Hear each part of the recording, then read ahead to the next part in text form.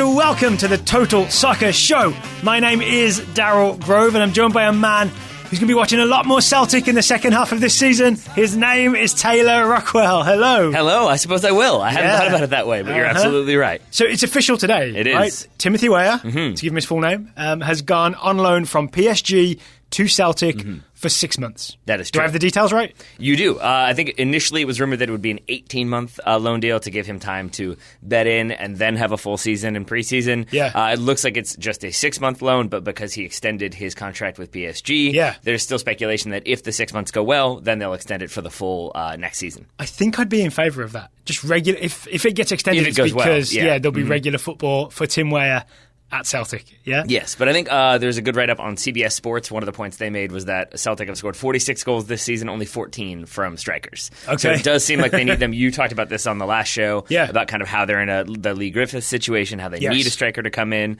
Brendan Rodgers said the same. So it feels like this is a situation where he's going to get minutes, he's going to get some starts, he's going to have an opportunity to prove himself, and is already joining up with the team in their like winter camp in Dubai. Yes, he's going to be very surprised when he goes from the Dubai weather to the Glasgow weather. Yeah, I'd say so. I'd say so. That's the first test for Tim Weah. Yeah. How many raincoats can you wear? Can we say that we'll watch him in the Europa League? Is that okay? For sure. Or do I have to watch him in the SPL? I mean, I'm not your boss. This company's 50-50. This is You true. can do whatever you want. Yeah, I mean, but I'll watch his Celtic debut. I don't care who they're playing. I'll absolutely watch his Celtic debut. All right, that's fair. Yeah. I lean Rangers, but it is more of a title challenge this season, so maybe that'll get me back into the SPL. I'm fully neutral. I'm just pro Tim Weah. Okay. That's my only root and interest in this thing. Do you have a preference whether we play centre forward or winger? Sure don't. No, I just want him to get same. minutes. Yeah, I just want him Yep. to play. Right. Yeah. If he's on the field and looking good, that's good enough for me. All right, so the Scottish Premier League comes back towards the end of January, so he's got time to build, and we'll let you know who the first opponent is and whether he's going to be playing. We will definitely have an eye on that Tim Weah situation. I would say that's a safe bet, yes. Let's go a little farther south Sure. than the Scottish Premier League. We're doing our Premier League midterm reports. Not the Scottish one, though, right? Not the Scottish one, the English Premier League. It's actually just called the Premier League, Yeah. you know that, right? The Premier League midterm reports. We're past halfway. I think the 19th game, which marks the halfway point in the season, was in the middle of the festive period. Yeah. So it would have been old, like 2 days after we'd done it. You make a point, but I would also add that, like, I'm assuming the Scottish don't call it the Scottish Premier League. I'm assuming they also call it the Premier League? No, Or do they call it so the Scottish Premier League? I might be wrong. Do they call it the SPL? I think it was called the Scottish Premier League, but now it's the Scottish Premiership. So it was SPL, but now it's the Scottish Premiership. Just the English and a bit Welsh Premier League was just the first to call themselves the Premier League. The English and a bit Welsh. So it's the Premier League. The Yep. same as, it's the FA as opposed to the English FA. Yeah. Just because they got there first. Okay, is that how it is? Yeah. They're the originals. It's a bit like the Eddie Izzard theory of the British Empire. Like, have you guys got a flag? No? Oh, we're putting this British flag here. Yes, it's good. Make jokes around the world about the British Empire. Hey, Eddie is a joke. Maybe his timing's better than mine. Slightly. Less puns. Fewer puns. Okay, so we're going to do our midterm report. We're sure going to are. do it as if it was kind of an academic situation, right? We're going to give them a grade. Each team's going to get a grade based on all kinds of factors and maybe recommendations for what they need to do going forward. Pay more attention, turn up on time, maybe more soccer-related things. Yeah, that works. Yeah, I'd say so. Yeah, like show improvement in work and study habits. Yeah, less so here. More like sign a striker. Yes. We're not going to go top to bottom because that would be too obvious. Yeah. We're going to go alphabetical order. Yeah, we are. And even though it's AFC Bournemouth, first up is Arsenal Football Club. That works for We're me. going to start with Arsenal. Taylor, why don't you go first? What's your grade for Arsenal and why? Then I'll do mine, and then maybe we'll get into some more details after that. I'm going to give him a B+, I think, thus far for the season. Moving into B territory if they don't shape up. That's what I have. Fifth place right now on 41 points. So Arsenal. why B+? Because basically they started the 2 losses. People had some concerns. Then you rattle off a 22-game unbeaten streak. Yep. Is that what it was? I didn't have that number. 22, yeah. Like that eases concerns a little bit. But then it's been a little bit of a wobble since then with the obvious issues with the back line, and it feels like they've got the like mid-season question marks of a first season manager. Yeah. And so you've got to kind of deal with those, iron them out. So right now it feels like they're operating above where I thought they would be. They're challenging for Champions League spaces. They are not obviously in the Champions League qualifiers yet, but it feels like they're further along than I thought they would be. They're 3 points ahead of where they were at this point under Wenger in his final season. So it feels like they're moving in the right direction, provided provided they take some some proactive steps. Where are they in the table precisely? Fifth in the table. Okay, so I've also got a B+. And we haven't shared grades before. I'm interested to see how many match up. And I'm saying that the majority of their grade is for successful implementation of Unai Emery. Oh, okay. You know I thought you were going to go even more specific than that and just say Lucas Torreira. Well, that's an interesting part of it, right? Yeah. So going with the 2 defensive mids has been a hallmark of the Unai Emery system. And it started out as Granit Xhaka and Gendouzi. And I really thought Lucas Torreira was not going to get his shot. So that would have been an F for me. But since it seems like Emery has just slowly eased Lucas Torreira in. And I want to say he's been flawless until that giveaway against Liverpool. I think you know what I'm talking about? He's been flawless, and then in the games where he hasn't been flawless, it's been obvious how important he is because those have been the games that Arsenal have really struggled. I think that's fair. I would say he is a top 5 signing from the summer. Like even with like, it's not to say that he's a bargain or anything like that. No, certainly not that either. But in the fact that I believe he's featured in every league game thus far.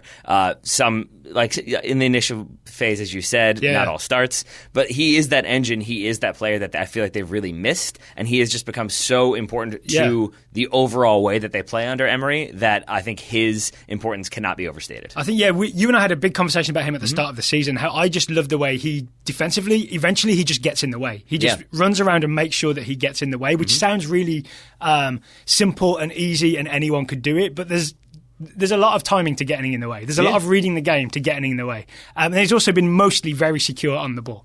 Mostly. I feel like you're making a specific exception here. I mean, there's the Liverpool 5, Arsenal 1 situation. But I would say even like Lucas Torreira, that's a big talking point aside. Like Pierre-Emerick Aubameyang, for example, joint top in the Golden Boot race right now, 14 goals alongside Harry Kane. But that feels like a player who we had some questions about under Wenger. And did Wenger know where to put him and what was his best position for this team? And it feels like Emery has got him clicking and feeling confident the way he did in his Dortmund days. Yeah. And as a result, he's scoring for fun. The other thing I really like... As opposed to scoring for not fun. I really like the way that Emery really has put system above star players and highly paid players. And you've really seen the examples where, for example, Mesut Ozil was not picked for tactical reasons. And basically because, first you want him to play on the right wing, and I think there was some question mark about whether Ozil was willing to do it.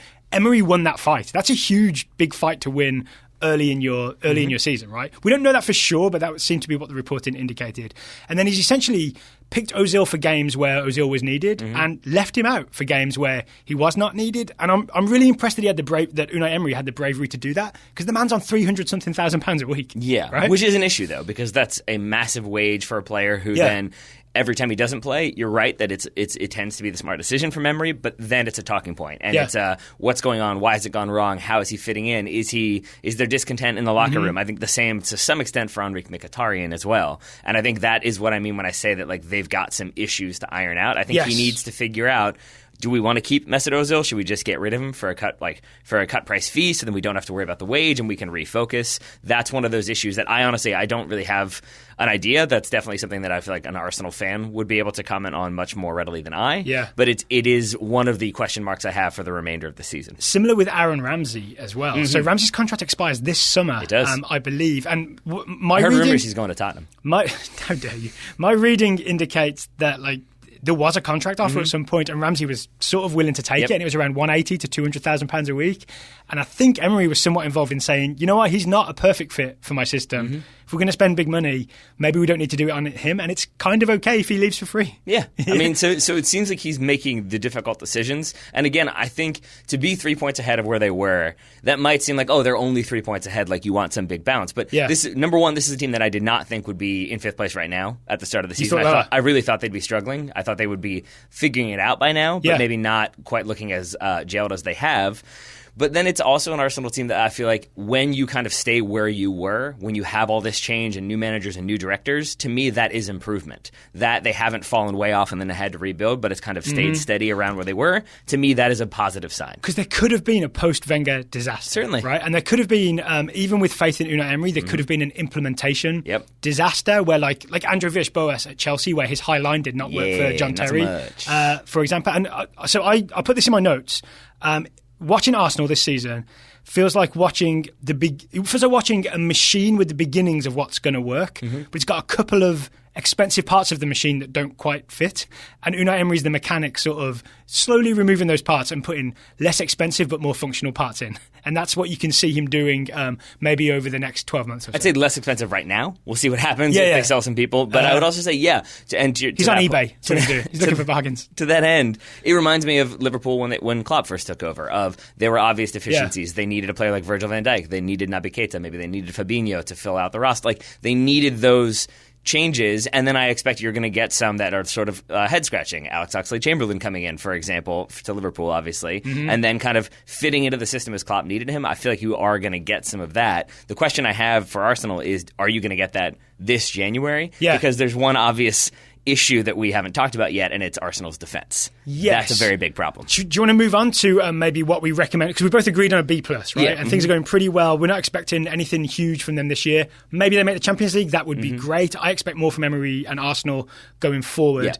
Yeah. What are our recommendations for January and things that Arsenal could improve? Deal with the back line. That's a Deal big with one. the back line. They're struggling to keep Premier League clean sheets.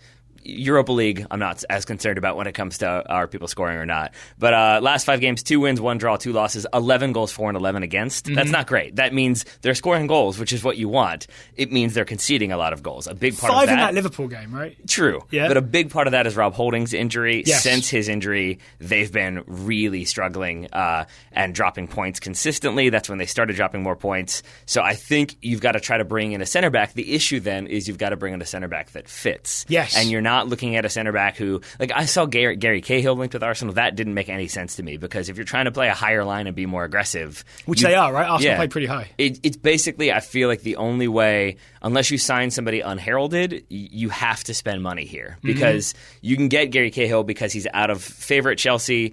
But if it were Mourinho coaching Arsenal and he was trying to go like very defensively deep, maybe that suits Gary Cahill. I don't think what Arsenal are doing does. So we did our suggested transfer show not so long ago, and I was originally going to suggest Harry Maguire for Arsenal. The reason being, basically, he's a high-profile centre-back who's putting a lot of good performances for Leicester and for England.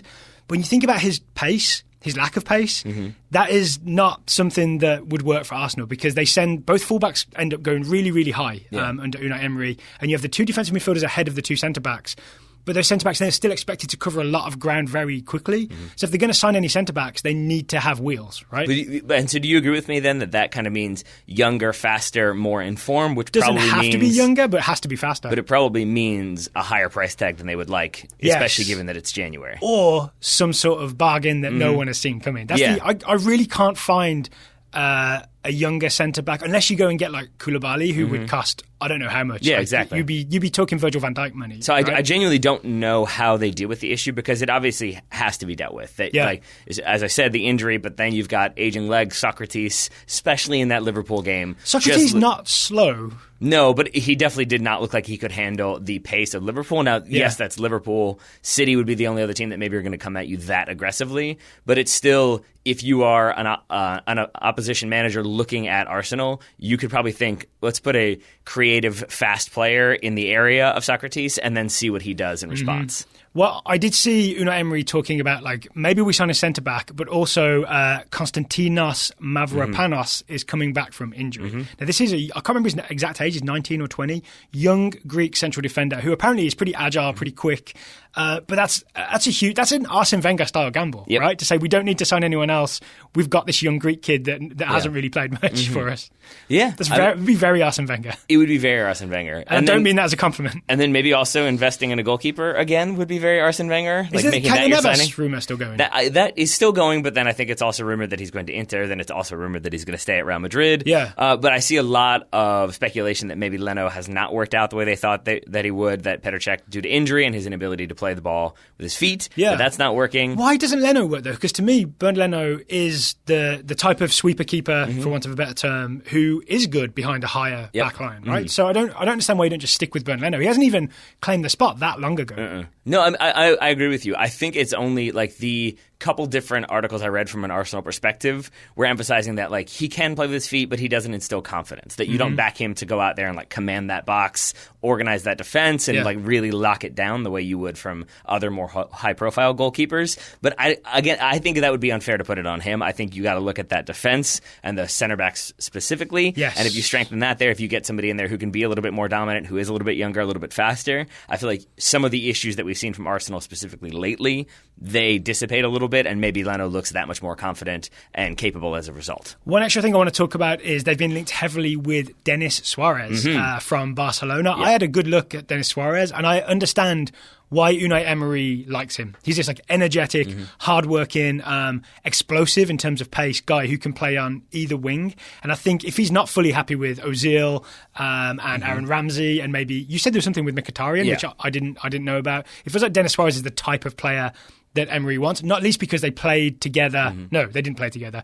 Suarez played for Unai Emery at Sevilla in, I think, maybe his most successful season. So going with what you know is not necessarily the worst idea for Unai Emery as he tries to put the parts of the machine together. It's very much based on what you're doing. Like right now, I think we both have a positive feeling towards Unai Emery, that it seems like he is kind of executing the game plan he needs to execute, and therefore we like would back him to sign a player that he's familiar with, that he's coached before. Yeah. But it can go that opposite way of like, oh, you're looking to bring in somebody because things aren't working, and it can be that route too. It does feel more like a thing that would work than a thing that's desperation. Anything else to add on Arsenal? No, other than B+ right now, but get it get and then it doesn't have to be a B. We're really looking to see what you do next academic year. Yes, exactly. Right? Okay, let's move on to Bournemouth. Let's do it. AFC Bournemouth. What's your grade for Eddie Howe's guys? I've got a B this time for Bournemouth. I also have a B. That sounds Why do you right. give Bournemouth a B? I mean, is it because Bournemouth starts with B? I think it is. That's all it comes down to. That's why Arsenal were not an A. Bournemouth currently in 12th place on 27 points.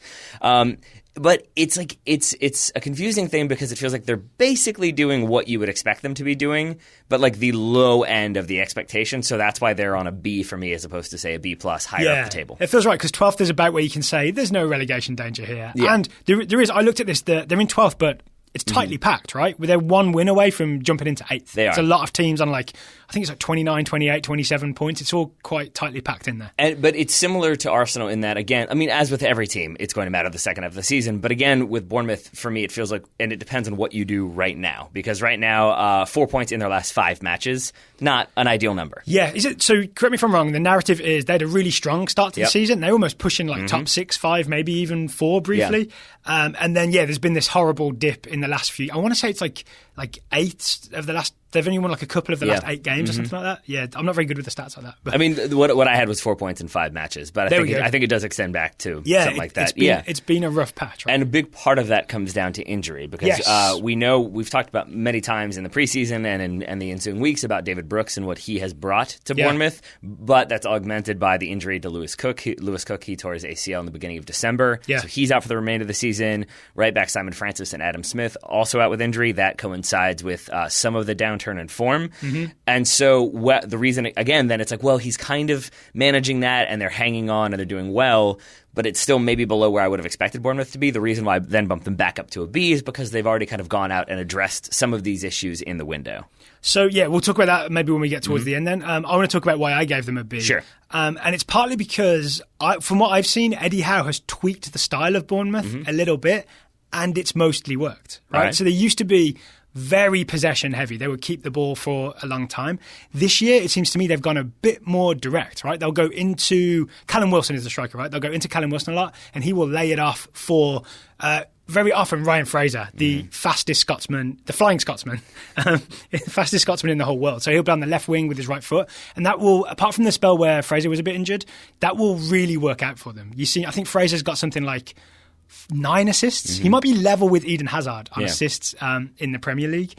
So just that little more direct style, I think it was interesting for Eddie Howe to try that. And at least in the early part of the season, it really, really, really worked. Yeah, and again, I say this having said that, like, they're in a bit of a downturn of form, but I keep being confused, and we're going to talk about Everton when we get to – we're going to do, like, the first 17 tomorrow's show. But, like, Marco Silva is the one who, when Jose Mourinho was first sacked by Man United, it was like, oh, Pochettino's going to go there, and Tottenham are definitely going to look at Marco Silva. And I really don't get that, but I especially don't get it in relation to what Eddie Howe is doing with Bournemouth, which is not just keeping them up and having them play attractive soccer, but as you said, this season, they're evolving. They're changing what he does. It's not just the same system over and over again. We'll talk about Burnley in a little bit, but it does feel like they got found out a little bit. Sean Dyche had to change things a little bit, and that was almost forced, whereas Eddie Howe, it feels ahead of the game. Yeah, kind of. It feels like he's picking up on trends are changing. I need to adjust. People are going to figure us out.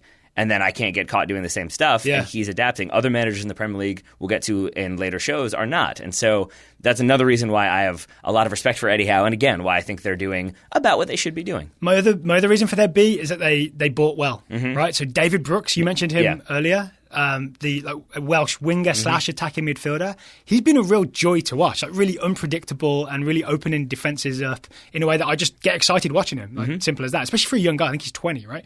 And then Nathan Ake, I know he was on loan last season. I wrote an article for The Athletic about Nathan Ake, so I ended up watching a lot of footage of him.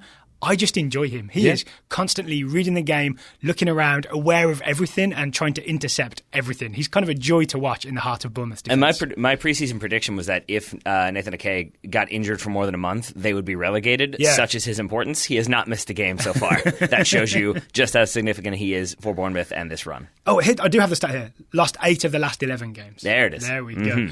So you mentioned earlier there's been a lot of injuries, but they've addressed them. Let's move to like what Bournemouth need to do in the window, but also what kind of they've already done. Sure. I mean, so they've already reinforced. They brought in Dom Solanke from Liverpool on a permanent deal for £19 million, and then Nathaniel Klein on loan. So that gives you another strike option, and then a right-back replacement. And Nathaniel Klein's going to be straight in there, right? Just replacing Simon Francis, because Adam Smith can't because he's also injured. And then looking at the remainder of the window and what they need to do, I'd say a big thing when it comes to transfers is not let Callum Wilson leave. That's a big one. Chelsea reportedly interested in like a £30 million bid or thereabouts. That seems low to me.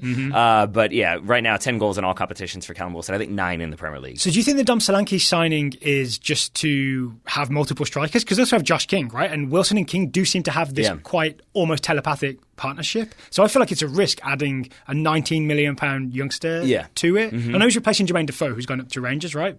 But I don't think Solanke would be happy with just the few minutes that Defoe was getting. I mean, it's more than he was getting at Liverpool. Right. True.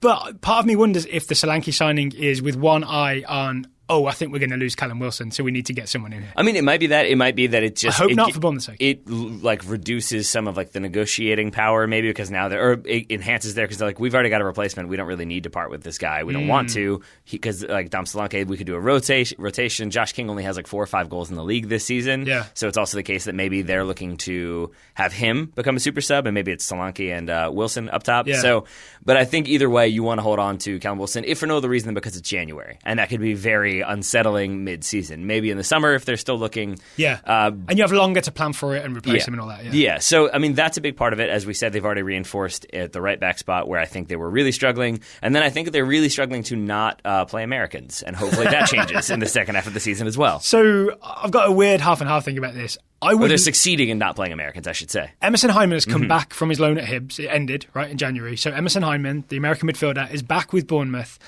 And Bournemouth are kind of short on midfielders, right? There's the Lewis Cook injury. If you're not familiar with Lewis Cook, he's a really important central midfielder for them. He's really, really good at moving the ball around. I would love for Hyndman to just be there, like in their midfield rotation. But I actually think if I was very neutrally advising Eddie Howe, I'd say go and sign another central midfielder. Yeah. I would agree with that, yeah. I mean, provided they have the funds and the player. Like, again, it feels like signing... As is the case whenever in January, when you're signing a player, you're either looking for a bargain or a person who wants out, or you're looking to spend a bunch of money, basically. And so if you can find somebody who fits what you're looking for, then I'm with you. But maybe it is Emerson Hyndman. Maybe he is totally the player that's been keeping them from making the top 4. Top of my head is what? Dan Gosling. I couldn't even say that in a mildly convincing way. Dan Gosling, Andrew Sermon, Jefferson Lerma, and then probably Emerson Hyndman. Yep. Right? And I think, much as I'd love Hyndman to play, I don't think that's good enough to go propelling back up the table. No. Unless I'm doing a disservice to Lerma and Gosling. I know Lerma's been, a very respectable defensive midfielder. Yeah. And this is where I think we talked about this again on the transfer show, that this might be the case that they've brought him back to see where he is in relation to the rest of the team, him being Emerson Hyndman. Yeah. And then if it seems like he can hold his own, maybe that's when you keep around for the remainder of the season for depth. Yeah. But if not, if it feels like, ooh, no, he's still not quite where we need it to be, then it's probably another loan, maybe to the Championship or something like that. Did you hear what... So we're going to talk Cardiff City later on. Did you hear what Neil Warnock had to say about Nathaniel Klein? No. He was not happy. He thought there was a deal in place for Nathaniel Klein to go on loan from Liverpool to Cardiff City. And then he found out on TV that Nathaniel Klein was going to Bournemouth. He is not happy with anyone at Liverpool Football Club. Is Neil Warnock happy with anything? Probably Isn't he the one who said he'd rather be booed instead of have a moment's silence when he dies? I'm pretty sure that's Neil Warnock. So there you go.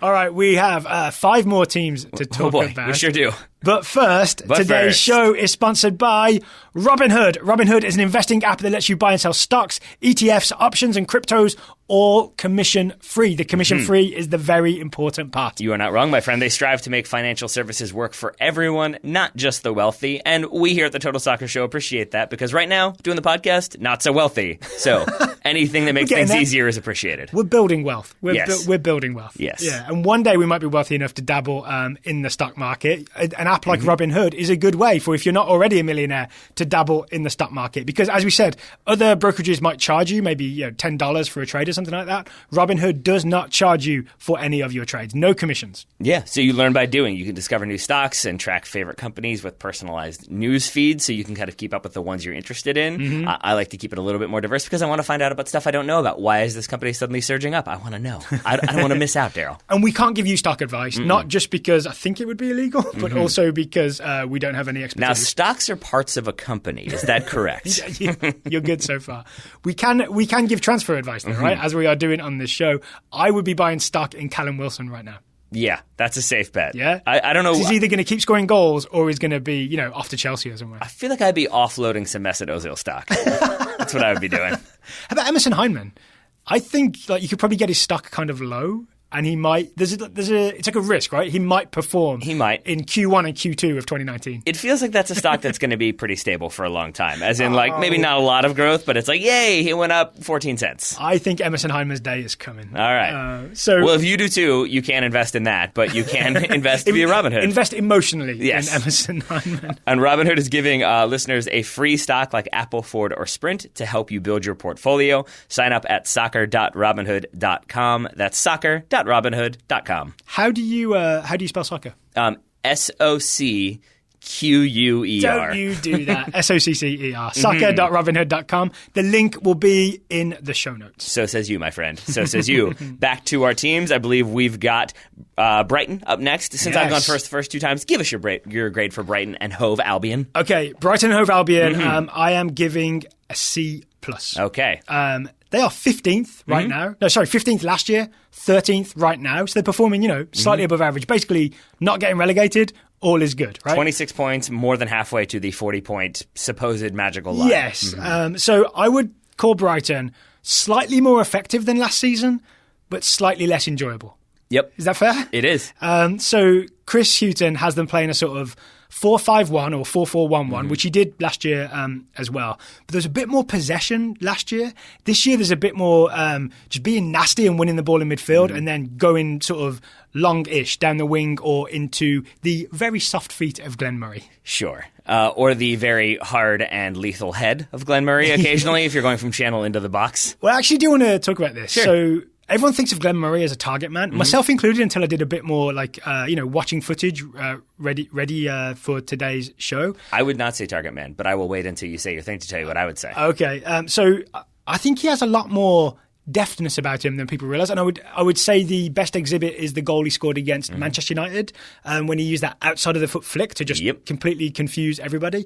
And watching lots of footage of him, I see lots of very clever little layoffs and back to midfielders or getting the ball out wide, all that kind of stuff. So even though he's 35 and people almost joke about, oh, Glenn Murray, here he is again. He's doing some fine work, and it's much more skilled labor than people give him credit for. Yeah, and that's really important, because it's not just like, you're right that it seems, and it is a weird, like, because he's English and older, it becomes this like, oh, it's a lot of labor, it's hard work. Yeah. Like, I feel like if he were 35, smoked, and was Bulgarian, we'd be like, oh, Dimitar Berbatov can still do it. Like, he's got that sort of, I would have gone Fox in the box. The Continental. Like, he's got, well, that too. But he's got that sort of like, that cleverness in the box where he can disguise and he pulls out moments of trickery, but he's also very calm on the ball. I feel like at times when you need that, but then can also win a battle in the air, can hold up the ball. And it feels like he's got a more varied skill set, which I think is part of what makes him such an issue to mark, and it's why he's been so successful this season. I've labelled him an old man version of Harry Kane. Sticking with the English, that works. You had them as a C+? Yeah, I gave Brighton a C+, because they are slightly more effective, but because they're not that much fun to watch, I don't want to give them too high of a grade. We disagree for the first time, but not by much. I have them as a B-. B-, okay. And could easily be talked into a C+, because I have it as basically, again, similar minds, I have it as Brighton staying the course for about as long as possible, because they're essentially, I would agree with you, they're doing a lot of what we've come to expect from them, the familiar stuff, and I think it doesn't look as good, and I think part of that is because their investments haven't really worked out. This past summer, Jahan Bakash and Jurgen Locadia, I always forget how to pronounce that one properly, but they were kind of brought in to provide goals and assists. They were supposed to be the ones who spelled Anthony Knockaert, for example, that he was a little bit unreliable last season. Between the two of them, Jurgen and Alireza, 2 goals and 0 assists, both goals coming from Locadia. So it's really fallen on Solly March and Anthony Knockaert, who've been there. It's fallen on Glenn Murray again to keep it going. And so he had, 12 goals last season, 8 goals so far this season. Yeah, he's doing just fine. But I had the same point here that essentially Knockaert and March have held on to those starting spots, and Locadia and Jahan Bakash have not really shown enough to challenge them. And that, I don't know, you could say that's Chris Hughton has added great depth over the summer. Or you could say that his signings haven't quite worked out the way he wanted. I think it's that because they weren't supposed to be depth. They were supposed to be the new starters who really pushed them to this next level. Because they haven't, it sort of felt like, we'll keep going with what worked for us in the past for as long as it will. Yeah. And the other aspect of that, which I think is important, is that because they did spend, especially for Brighton, a lot of money in the summer, and their owner does not like spending money in January, I don't think they're going to spend too much money, if any money, reinforcing. No, I don't think they'll do that either. And so I really think what comes next is basically ride this horse for as long as you can. Speaking of, I think a big part of their continued success is the partnership of Duffy and Dunk. Yep. Shane Duffy and Lewis Dunk. We joked about them in the preview that it was a sort of a law firm / hired thugs. I think we is a term, but sure. I think the audio evidence implicates both of us. But those guys are really important. They're basically just 2 big centre halves, and they will make lots of blocks, like lots of getting in your way, lots of clearances. But then there'll be targets for lots of corner kicks and free kicks, and they'll be very important on set pieces. I think Duffy's got 4 goals and Dunk's got 2. So they're kind of an important part of what Brighton aim at when they go forward. I know all centre-backs are, but they don't all produce goals. No, they certainly don't. Yeah. And it just worries me that if one of those goes down, I'm not sure Brighton necessarily have centre-backs of equal stature, both physically and in terms of importance. Yeah. So, maybe they look at some loan possibilities, but it does feel like maybe they just stick with what they've got so far and try to keep it working and keep grinding their way towards mid-table security. One thing I would like to see that I don't think would work for them is more Pascal Gross. You know about Pascal Gross, the creative midfielder? He got 7 goals, 8 assists last year, and I think my prediction for him was he would have like a Cruyff turn goal or something this year. 1 goal, 1 assist. Eesh. He's kind of become less important as they've gone to this more sort of energetic, win the ball back in midfield type system, because he's a bit of a luxury number 10 type playmaker. The tweak in tactics doesn't quite suit him, but he's still there. So we're not seeing the fun from Pascal Gross that we saw last year. But Brighton are surviving, so it's kind of okay. And it's confusing because, again, you're right. There's not as much flair there. There's not as much attacking threat from their new players. And yet they only scored more than 1 goal in a game 8 times last season. They've already done it 7 times this season. So it feels like the offensive production has increased. Maybe the defense is a little bit more creaky, and that's why the results haven't necessarily reflected the climb up the table. Weirdly, I looked through Brighton's how many goals they've conceded, and it's very few clean sheets, but it's never more than 1 or 2 goals per game. So they're weirdly good to just let in 1 or 2 goals, but never more than that. Which is, I would say, I don't know how to take it. I'm weirdly, okay, I'm going to say this might not make any sense. This might just be my weird brain. These are my favourite parts of the Total Soccer But Show. when you're a team that's battling like that and is kind of accepting that you're going to really have to fight to maintain your status in the Premier League, and it sort of feels like if you're like holding on, your entire game is built around we can't concede. If we concede, then we're done. Then if you concede, you're in a lot of trouble. So more clean sheets might be better, but it also might mean that you don't have like the wherewithal to then battle back. That Brighton are conceding, but then still finding ways to get draws and wins when they need to. It feels like maybe they're able to overcome occasionally letting a goal in. Viva Glenn Murray. Yes, I would agree with that. That's actually what I had written down. It's okay, let's move on to Burnley. I feel like we're in the glamorous stretch of the teams. What's your grade for Burnley and why? C- for Burnley. C- and why? Well, okay, this is another team where they seem like maybe they've finally righted the ship a little bit. But this is a Burnley team. You mean in the last couple of weeks? Yeah, but this is a Burnley team who were in the Europa League at the start of the season, had finished, 7th last season? Yep. And there was like questions. Like I think all the preseason coverage was about, could you do further or is that the ceiling? But that was sort of the expectation, was to be back around there. That Burnley have basically been in the relegation zone for most of the season or around the relegation zone. They're 16th right now, which is not the relegation zone, but it ain't good either. No, it's not. 18 points, 2 points ahead of the relegation zone. The biggest thing for me is that they're still having somewhat scoring difficulties in that they've scored more than they had at this point last season, but most of those goals, like I think 20% of all of their goals came in the last 2 games. So again, there's been a little bit of an increase. The biggest one, which I'm sure you've probably seen or have in your notes too, is that they've conceded more goals already this season than they did in the entirety of last season. Yep. So 39 last season, 42 this season. So I want to start there then. I'm giving them a D. Okay. What was yours again? C-. So I've gone a little harsher on Burnley. I've given them a D because last season's defensive setup is in absolute tatters. Yep. Right? You mentioned the number of goals, right? So you concede the amount of goals in half the season as you do in a whole season. Obviously, something's wrong, right?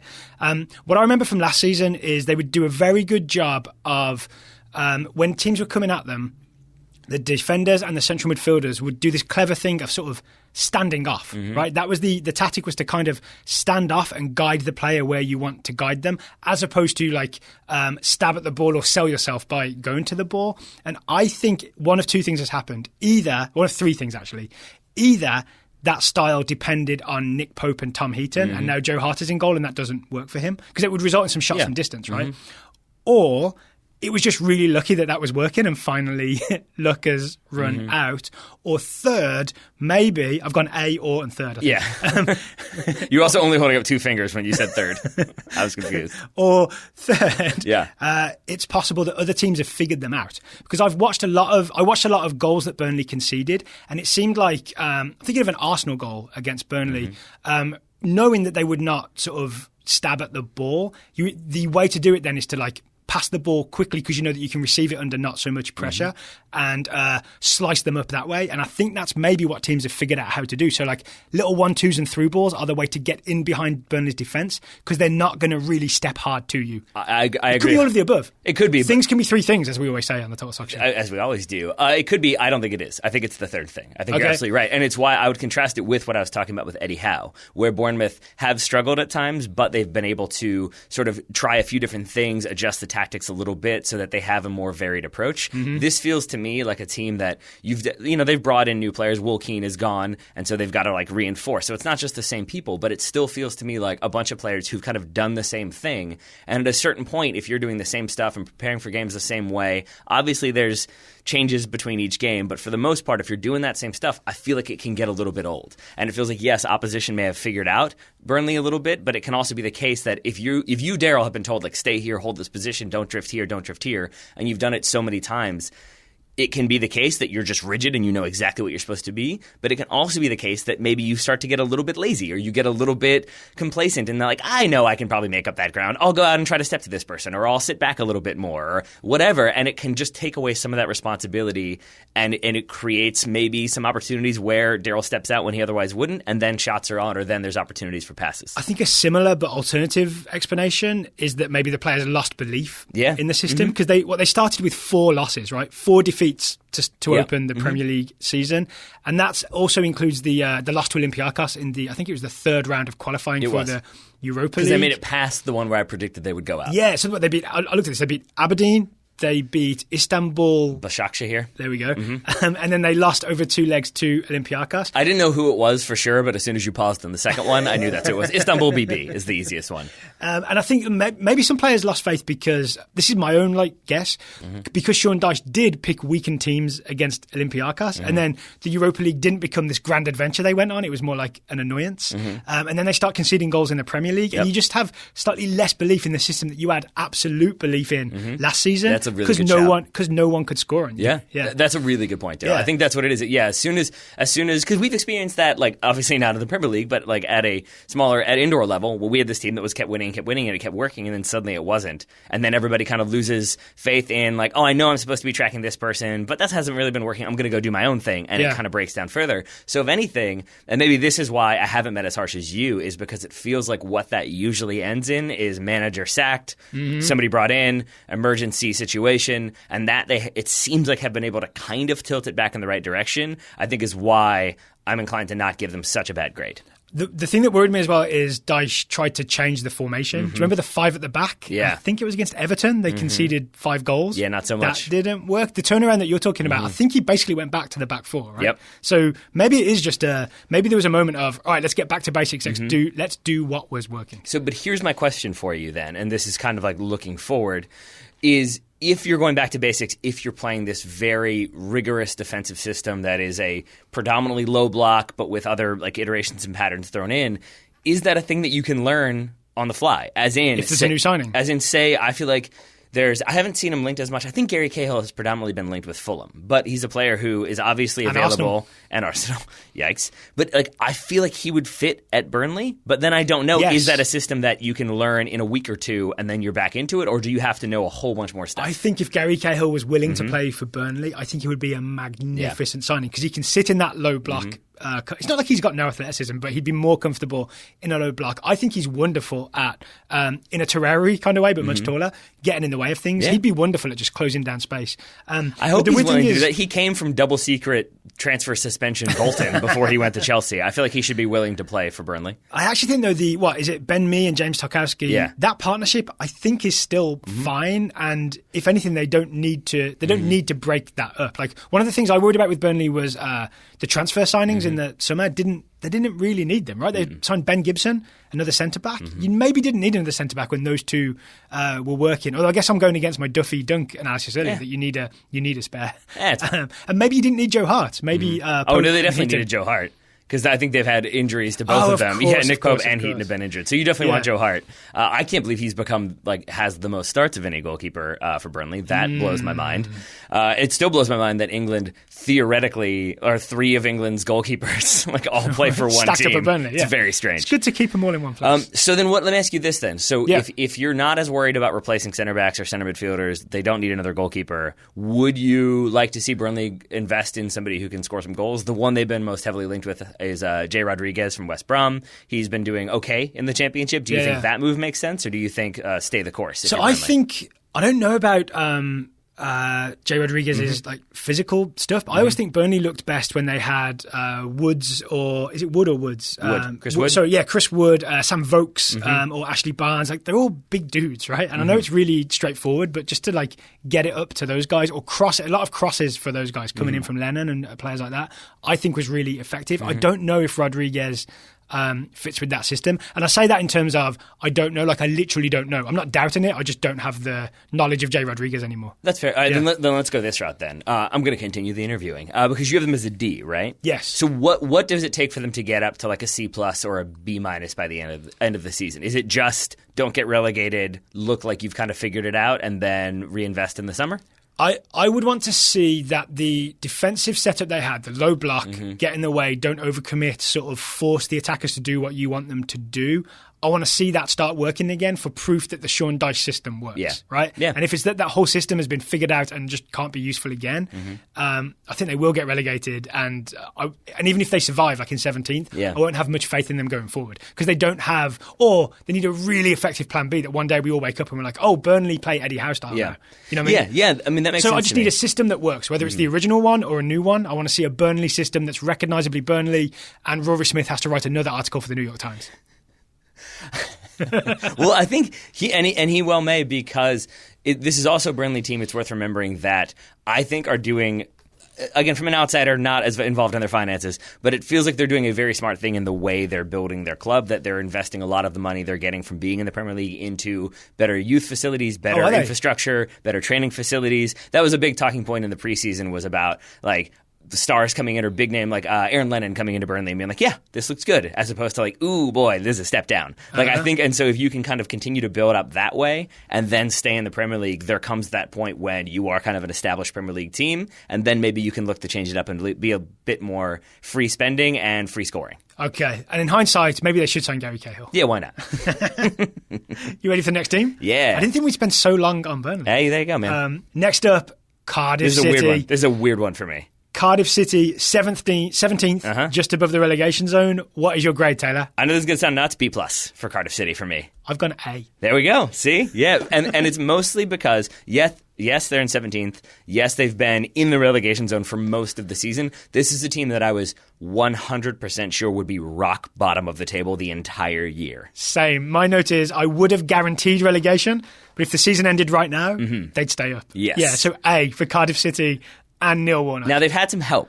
Do you know the story about Neil Etheridge, their goalkeeper? Because I feel like you'll really appreciate this. No, please tell me. So he is, I believe, started every single game in the Premier League. He is either from the Philippines or at the very least plays for the Philippines national team, who are currently competing in the Asian Cup, which I think is the qualifier for the Asian Games or whatever. But it's basically the Asian Cup just is the Asian Cup. There you go. Right? So it's like the Euros or the Copa America. And it's like the Philippines, China, South Korea, and like Tajikistan, or it's a stan, I'm pretty sure. Yeah. He was not caught up to the Philippines national team, despite starting every single game for a Premier League team. Do you know who is managing the Philippines? I don't. Neil Warnock? No. Sven-Goran Eriksson. Wow. So, of course, Sven is too good to call up a player playing for a Welsh team in the Premier League. But as a result, that's been very much Cardiff's game because he has been such a standout performer for them. But it's not just in between the sticks that they've been able to succeed. The fact that they've gotten performances from young players that like I was excited about when we did our preseason show. Josh Murphy and Bobby Reed have been productive for them, far more so than I thought they would be. I cannot believe I'm this passionate about Cardiff City. The thing I like about Cardiff is, despite their reputation for playing long ball football, right? This predates Neil Warnock. Yeah. But also under Neil Warnock, they have played a lot of direct balls to strikers, right? Warnock has found a home for a genuine creative midfielder. And if you haven't been paying attention, his name is Camarasa. Are you familiar with this gentleman? I'll say certainly more recently have I become aware of him. Same here. Yep. So Victor Camarasa is on loan from Real Betis, and he has all kinds of beautiful, technical, playmakery skills. And best of all, in a very like Harry Redknapp kind of way, Neil Warnock has just said, hey, you're incredible. You're like the best player I've ever worked with.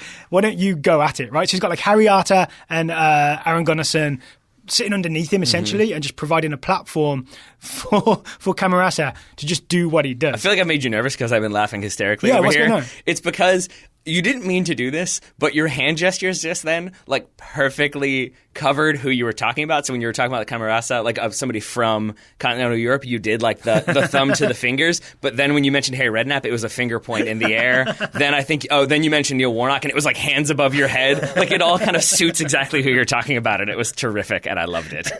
But this is one of the reasons I'm enthused about Cardiff is I love when a team of not highly talented, but obviously very competent players have this one star player that the manager invests lots of faith in, and then you get to see that guy just give his absolute best. Yeah. There's a story I read about Camarasa scored the 92nd minute winner against Leicester. Yes, he did. From distance, top corner. It's a beautiful goal. Apparently, throughout that game, Camarasa had some shots off target, and Neil Warnock had encouraged him by just saying, keep shooting, Victor. Yeah. Just keep shooting. Like, I have faith in you. So just see a creative player encouraged by an old school manager, and the old school manager get results because of it, I think is glorious. Cardiff City. All right. They did then proceed to lose to Gillingham 1-0 in the FA Cup. I watched the post-match interview.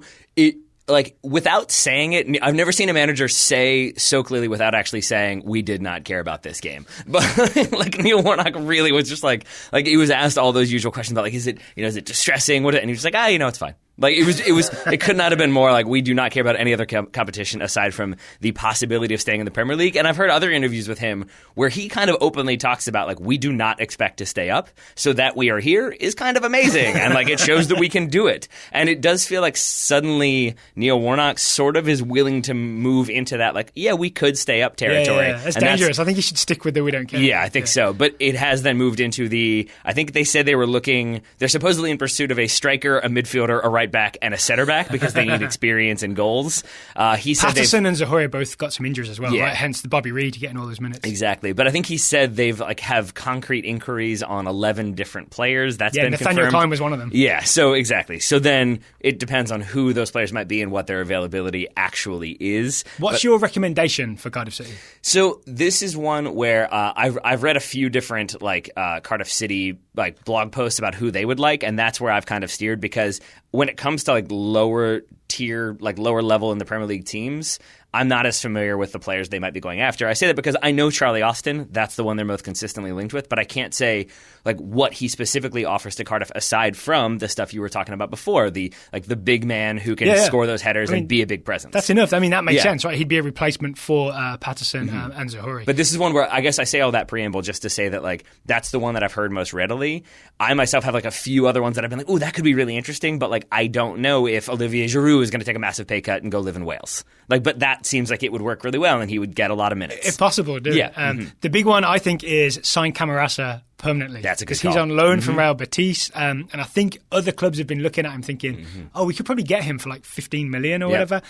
So if they want to keep him, until the end of the season and beyond the season, then Victor Camarasa, they should get his signature on a permanent contract at Cardiff City. Yeah, but I can't. It really is. If they finish 17th, I will say this is an A season for them. So we've both really gone in on this A for 17th, right? If they just slip below to 18th, still, where do we go if they slip into 18th? Still good effort. It's still probably like a C, or if that's where they end up. Yeah, just because to not finish dead bottom when they have a lower budget than Huddersfield is particularly impressive. All right, today's show is sponsored by Simple Contacts. It sure is, my friend. Simple Contacts is the most convenient way to renew your contact lens prescription and reorder your brand of contacts from anywhere in minutes. It's vision care for the 21st century. None of this 20th century vision care. Get out of here. I'm going to say the 22nd century. 22nd. Because that's how easy it is. So if you have an unexpired prescription, you can just use Simple Contacts to reorder your contact lenses. I believe your wife did exactly this, Taylor. She certainly did. She appreciated it. She was able to get her her contacts ready and to her faster than I think any other situation. And also is the case that she is not always so great about actually going to the pharmacy or actually refilling or going to the doctor. So to have them sent right to the door was very helpful. So that was your wife's experience. Mine was that I actually had an expired prescription. But what you can do... I think she had that. That's what she had too, actually. Did she really? Yes. Oh, okay. Well, I also had an expired prescription, and I did the eye test, which is in the Simple Contacts app. You just quickly do the eye test. It's really easy. And then you get your prescription renewed, and away you go. You don't have to go and visit your optician to go through that whole thing. You can do it on the app just by looking at the screen and making sure you get the letters right. That is true. It is also worth noting that is not a replacement for your periodic full eye health exam. No. But it is an easy way to get contacts that work, although you are wearing glasses. The contracts work, right? The contacts do work. Okay, cool. I mostly use them for playing soccer or special occasions. And I see you so often, Taylor. Unfortunately, it's no longer a special occasion. I'll say this, you look very good in the glasses. Glasses are a good look for Dale Grove. It kind of never occurred to me, because I have never worn glasses, knocking on wood, how much or how not fun glasses must be. Because I feel like it does kind of remove you, right? It puts you behind a lens it's an almost. Anti-glasses ad? Well, no, it's just sort of so I get, because I am weird about eyes. They're a lot clearer than you realise. True, and also I'm you just sure. get used to them. I guess that must be. It's just I'm so weird about eyes. I can't touch them when, my wife laughs at me to no end when I try to put eye drops in, because it's basically closing my eyes and looking away and then being did I do it? And so the idea of putting contacts in my face, it scares me, but it seems like Simple Contacts makes it easier, and that I appreciate. Well, they don't come and put the contacts in your face. Well, that's the service I'm asking them to offer. They make it easier and cheaper to get your prescription renewed and then to order your contacts through Simple Contacts. And it's only $20 for the vision test, which really is affordable. It's better than spending $200 to go see an optician. But you also get $20 off your contacts if you go to simplecontacts.com/TSS20 or enter the promo code TSS20 at checkout. That's $20 off if you go to simplecontacts.com/TSS20 or enter promo code TSS20 at checkout. There you are. So save time, save money, and save yourself a headache with Simple Contacts. Thank you to Simple Contacts for sponsoring today's episode and for making it so that Daryl doesn't have to wear his spectacles during a soccer game and eventually become DB Spectacles. I'm going to be Rex Spectacles. All right, who's next on our list, Taylor? We've done Cardiff. I believe that moves us along to Chelsea. Chelsea Football Club. All right, what is your grade for Chelsea? Thus far, I think I've been pretty generous with my grades, or it seems like I have been. I think that's going to continue because I've got Chelsea with a B, a solid B. I also have Chelsea getting a B. Why, do you really? Yeah. Why do you give Chelsea a B?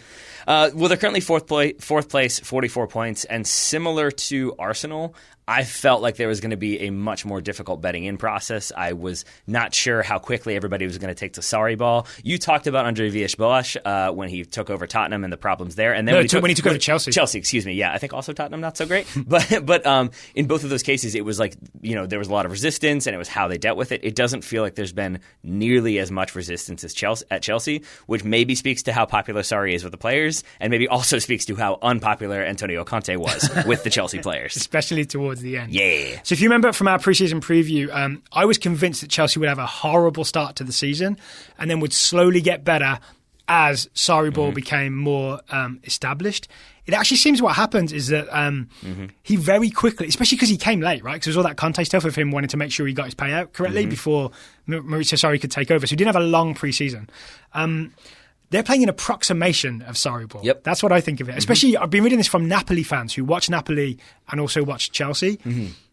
They say it's recognisable, but the way the ball pings about in the triangles is a little bit slower and a little less effective. So it's almost like a shadow version or a copy of a copy of a copy of Sarri ball that even in its reduced state has been somewhat effective, right? They're not challenging for the title, but they're literally top four right now. Yeah. So I weirdly find that encouraging, except I read some stuff about how Sarri ball, if it doesn't expand beyond what he's got them doing right now, which is almost by rote doing those triangles, it could end up being a problem because players are almost on not autopilot, the opposite almost. They're just carrying out the instructions rather than being able to express themselves freely. Yeah. So a B for now, but I'm really curious to see what happens going forward with Maurizio Sarri and Chelsea. The complete vibe I have gotten from him thus far, and maybe it's really related to those the Pulisic comments about I didn't even know we were signing him or whatever the exact quote was. It feels like he is actively trying not to get involved in that stuff, and I think that's because number one, that isn't really his interest, because he's not out there saying no, everything's great, we don't need anything, but he's also not out there saying we need this and this and this and this and this, and either one of those sort of puts him in the firing line. Either everything's fine and I don't need reinforcements, and then when performances dip, it's on him, but saying I need everybody, it makes a bunch of drama, and I feel like he's been really smart of doing what he wants to do, but sort of making it clear, I'm assuming, to the front office and to fans, that's not going to work and that's not going to work and I want to change that. And so I think by doing what he's doing, and I think why I'm inclined to give him that B is because it seems like it's working in the right direction, but it will be about how the season finishes and then about how they reinforce as to whether or not they do make it look more like the Sarri ball we've come to expect. And if you go back to the beginning of the season, I think obviously the signing of Jorginho was he's a player that had a Napoli, was huge in making sure that something recognizably Maurizio Sarri happened at Chelsea from the very start with a very short runway because of that shortened pre-season and the World Cup as well, players coming back late, that we talked about, right? Yeah. And even then there were questions about so then what happens to Conte? If Jorginho comes in, does Conte becomes a box-to-box player is the answer. And it's worked really well. And so it feels like you're starting to get that midfield consistency. And that's what I think it is for me and this Chelsea team, is that you're starting to see things gel in, and where they're not is where Chelsea are going to spend money. I think it's why they're going after Pulisic, or why they have gotten Pulisic, is because maybe they're looking at the Pedro Willian position there. Maybe they're looking at the eventual departure of Eden Hazard. But either way, they're recognizing we need to reinforce there. That's fine. Jorginho and Conte have worked out. Cesc Fabregas maybe isn't going to be the midfield component we need. He can go. Has he officially joined Monaco at time of recording? I think at time of recording he is in Monaco. I think he geotagged a photo or something like that, which showed him right by whatever the Monaco stadium is that I can never remember. The Monaco Stadium. That's the one. That's the official one. But so it's been... He also, you saw him hug David Luiz as he was leaving and wave goodbye to fans. He got a standing ovation, I think. He's definitely gone. And that's because it's been Ross Barkley to some extent. He started 7 games, mostly Mateo Kovacic. Yeah. And so it feels he's like, on loan, again... right? He's not an official signing. Not yet, but I think there's an option to buy. Might be wrong. But it feels like that midfield has kind of gelled in. This is where I think maybe you would be a little bit sad because the player who hasn't gotten a lot of time as a result is Ruben Loftus-Cheek. I think he's injured now as well, and maybe for a reasonable amount of time. So even the idea of maybe a January move for Ruben Loftus-Cheek is now off the table. One start this season, and that would be the 2-1 loss to Wolves. Yeah. So that doesn't really endear a lot of love. But thanks, Maurizio, for that. The spot we haven't talked about is centre forward. That has not gone smoothly. Not so much. Yeah. Not so much. Is that Maurizio Sarri's fault, or is that Olivier Giroud and Alvaro Morata's fault? If you listen to Alvaro Morata, it's Gianfranco Zola's fault. Apparently they're feuding because I think Zola is a Conte assistant right now, and I think Alvaro Morata says a lot of it is Zola. But I think Sarri has tried, I think, in my opinion. If you're a Morata fan or if you're Alvaro Morata and you happen to be listening, feel free to disagree. Yeah. But I think they tried him in the position and it just doesn't suit his skill set. Why? I'm not really sure because he is a player that I thought was going to be incredibly successful at Chelsea. I wanted him to go play for Manchester United when he was linked there. But it feels like it's just they put him in the position that they wanted him to play. It hasn't really suited him. It doesn't feel like it's going to. Why is centre forward not suited him? Is it more to do with the style of Sarri? Yes, the way Sarri exactly. plays? It's about like we talked about it previously, but like the second season at Napoli where it was about the interchange of the front three and it's a lot of movement. And Morata, he just seems like a player who wants the sort of consistent repetitions of playing through the middle, of getting the ball into feet.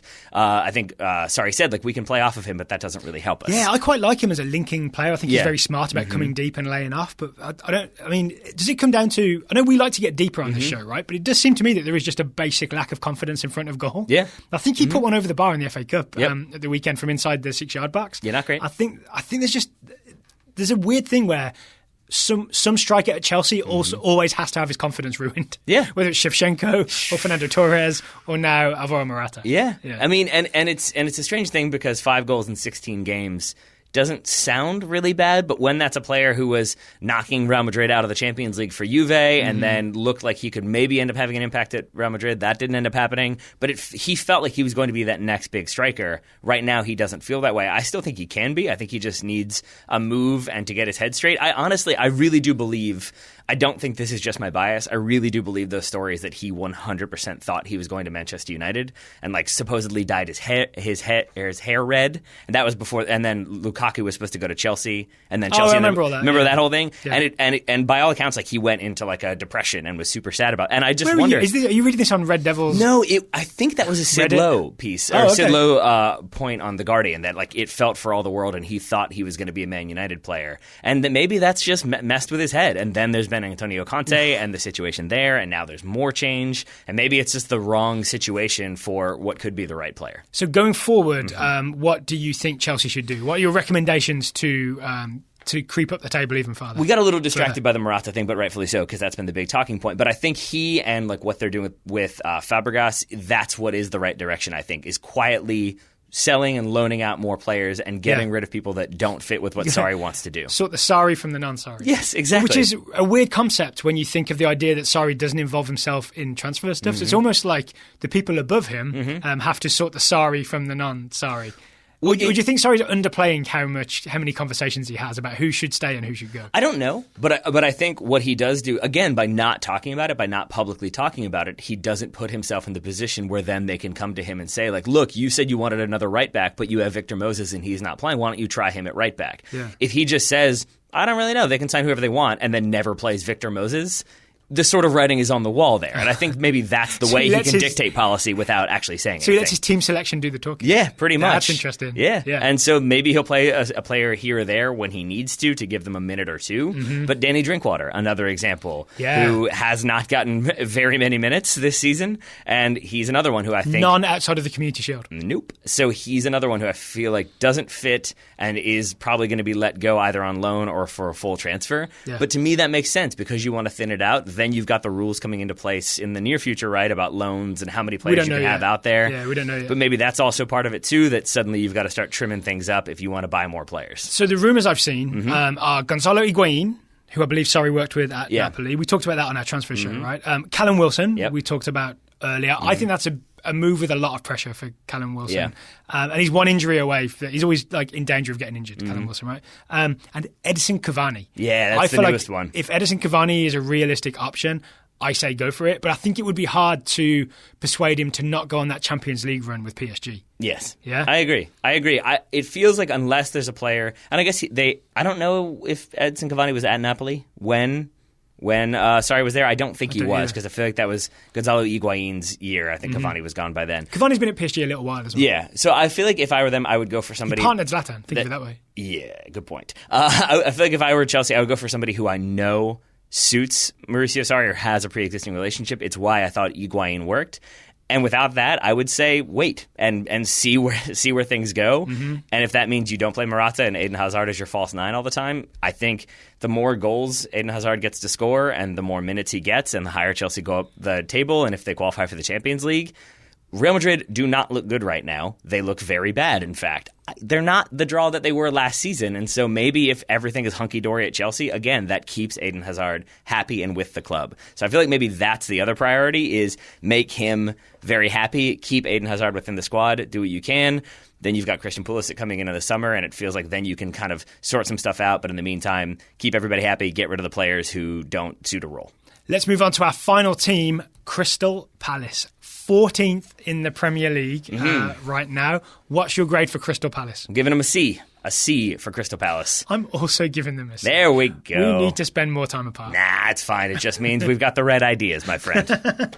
So why are you giving them a C? As you said, 14th place, 22 points. But again, they've spent the majority of the season in and around the relegation zone. It's basically, I think they took 10 out of 15 possible points in the last 5 Premier League games. That is why they're suddenly at 18 points. 18 points. Before that, they were not even close. I weirdly always trust Roy Hodgson to turn it around. And I also think Crystal Palace have dealt really well with losing Christian Benteke for long spells. I know he had a bit of a nightmare of a season last year, but I still maintain that he's not a bad footballer and he's actually very useful in terms of knockdowns and connections, even when he's not scoring goals. But in his absence, they've managed to find weird solutions like play Wilfried Zaha up front and look what happens. Sometimes play Andros Townsend up front. Sometimes play Jordan Ayew up front. Yes, I mean, that worked against Wolves very much. I agree with you about Christian Benteke, I think.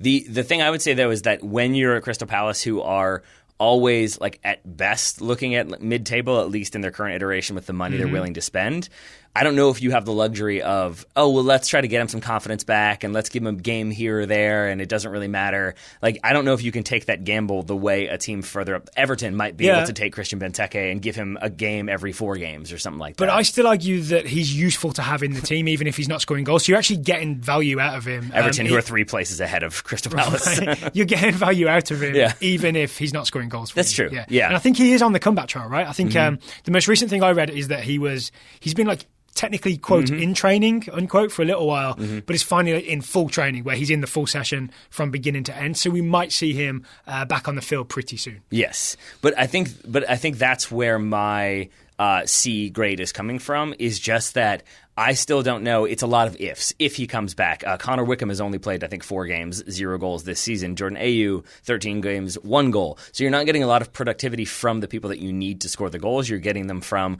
Wilfried Zaha, Andros Townsend. But aren't they the people you need to score the goals? Milivojevic? I always forget how to say it. They're a penalty taker. Yes, but that's not, that's still people kind of substituting, deputizing in roles that maybe aren't their best. I don't know. I'd say Zaha has stepped up to just be the goal-scoring guy, and you just kind of rely on him to make things happen. But then even how do you Wolves, fit he won the Benteke penalty. I guess that's what I'm saying, is you put him alongside him. You kind of can't do both, in my opinion. You kind of have Zaha and Benteke as your 2 forwards. But I feel like they tried that last season and it wasn't as effective. I feel like Benteke needs somebody closer to him who's going to definitely play off of him. I feel like Wilfried Zaha likes being the central striker, likes playing with somebody who he can quickly interchange with, when it's 4-4-2 and it's Andros Townsend with him. I have questions about Benteke and Zaha. That's all I'm saying. Oh, I want to see them reunited. Reunited feels so good.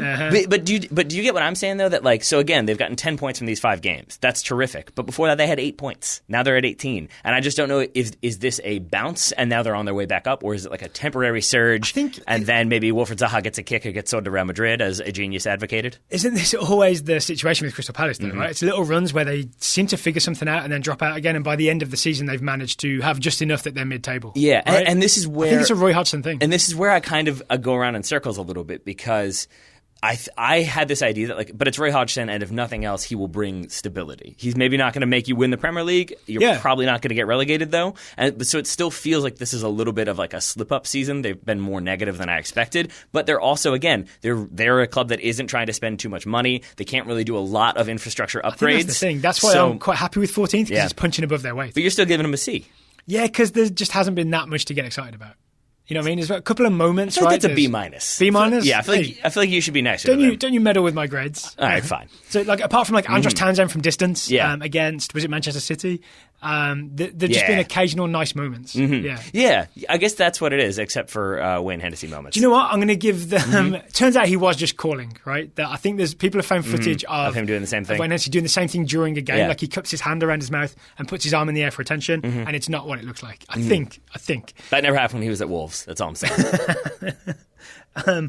Maybe I will upgrade them to a B purely for the performances of Aaron Wan-Bissaka. That's fair. He's been an absolute joy to watch at right back for Crystal Palace. A young guy sort of getting all his defensive positioning right, knowing when to overlap, being really sort of dangerous when he goes forward, getting crosses and low balls in. So for Aaron Wan-Bissaka only, I'm going up to a B for Crystal Palace. There we go. Yeah. I think, and then looking forward, my thoughts for the remainder of the season are they need to do... I don't think there's really any interest in Wilfried Zaha. Obviously, there's interest, but I think he would cost so much money. I think that's why there probably won't be as much interest in this window. But still, I would say Crystal Palace's number one thing they need to do is hold on to Wilfried Zaha. Yeah. Number two is hold on to Aaron Wan-Bissaka, because there are more than a few clubs who are starting to sniff around about him. And just on my end, number three is partner Benteke and Zaha. Well, so see the magic happen. So I had priority number two, aside from holding on to those two, was sign a support striker who could play off of Benteke and Wickham. You've kind of brought me around to the idea that maybe that could be Wilfried Zaha. I just still think of him as either wide or up top by himself in like a 4-5-1 and just kind of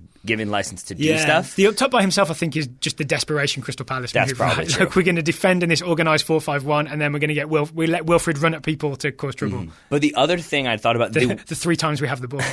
Exactly. The one they did in their most recent Premier League game was that front three with... It was Zaha... AU and Townsend, and I feel like, but that could also be the blueprint for like their secondary plan of three. It's what we were talking about with Chelsea almost, of like, or what Napoli did so well under Sarri is like the interchange of the attackers. They can move all over the place. They're going to cause problems. They pop up in channels, but then one is central, and then when that one is marked, then somebody else, and it's a lot of movement and fluidity. I could see that being like one option for Crystal Palace, and then the other one is when Benteke and Connor Wickham are back to full fitness, then suddenly you can kind of vary it, and maybe you go big man up top, maybe you go direct, maybe you put both of them up there and kind of go battering ram style. And it feels like they've got enough variety that if they can keep it settled, they'll move up into like mid-table comfort fairly quickly. And if they do, then that grade goes up. And what was your grade again? I believe I had a C for Crystal Palace. Okay, so you talked me up to a B. And I did. And Aaron Wan-Bissaka persuaded me. Yes. All right, so we'll be back with a show on Tuesday with our next 6 teams alphabetically, maybe 7, depending on how much watching we get done in the meantime. Yep. Are you ready for the Total Soccer Show Scouting Network? I always am, my friend. I always am. We've got some great reports to get to. Really quickly, do you want to explain what the Total Soccer Show Scouting Network is? Yes. When people support the show via totalsoccershow.com/join, people make a monthly contribution to the Total Soccer Show. We add you to the ranks of the Scouting Network, where we assign you a player to scout, and you send us reports on what your player's been doing. The thing I want to recommend to people when they sign up for the Scouting Network, Twitter is your friend. Yep. I know Twitter isn't always the best place to be, but if you just want to get the best news and like highlight videos and everything about your player, search your player's name, then click latest, and you will just find a wealth of information. The Tim Weah transfer, the Tim Weah loan, I've followed exclusively on Twitter. Twitter's always had it like 12 hours before it's even published online, right? Twitter's just the fastest way to get news. Yep. So yeah, that's my recommendation. They're good on that one. Unless I would say don't search for acronyms or nicknames, because that can get confusing. And David Brooks could also get confusing. That's true. But Ryan Mock scouting Alfonso Ocampo Chavez, 16-year-old American forward for Seattle Sounders. The other AOC, that one took me a moment. Then this scouting report became hilarious to me. The other AOC danced onto the U17 squad for the January camp. He's one of 5 Sounders products on the 3 rosters. players forming a rave green New Deal. That's brilliant. That's well done, Ryan. That's well done. If people don't know that there is a youth national team camp being called up for January, it's U20s, I want to say U17s, and then it's either U18 or U19. There's one in the middle. Travis and I got into it a little bit on the most recent Top Draw Soccer Show, which I recommend everybody listens to. I always recommend that everybody listen to Travis's parts of that show. Speaking of, Patrick Snyder is scouting Nick Tatagui, the 19-year-old American midfielder for Schalke from around these parts. Nick Tatagui. Midlothian. Patrick says, Tab Ramos has selected Nick Tatagui for the upcoming U20 camp. That squad features 14 players who did not participate in the CONCACAF Championship. This is Tatagui shot at making the U20 World Cup. Go on, Nicholas. Yeah. Ted Tracy scouting Rubio Rubin, a 22-year-old American attacker for Dorados de Sinaloa. Rubio has signed for Dorados, who play in the second division of Mexican football. He was getting very little playing time with Tijuana, so it's great that he is going to a club where he should get more time on the field. It is unfortunate, however, says Ted, that it seems like a step down from his previous clubs. I also don't know if Diego Maradona is still the coach there. Yeah, last thing I heard, he hadn't shown up, and it was like 48 hours before the season started. I don't know if he coached the first game. And then the last thing before that for me, the last thing I heard was him punching a journalist after they lost that playoff game. There's a lot of drama. I do have some inside information on this. I mean, it's public information, but Dorados is the same ownership group as Tijuana. So it's a very easy transfer back and forth. It's sort of like going to your USL team, basically. Right? Vamos Dorados. That's what I have to say.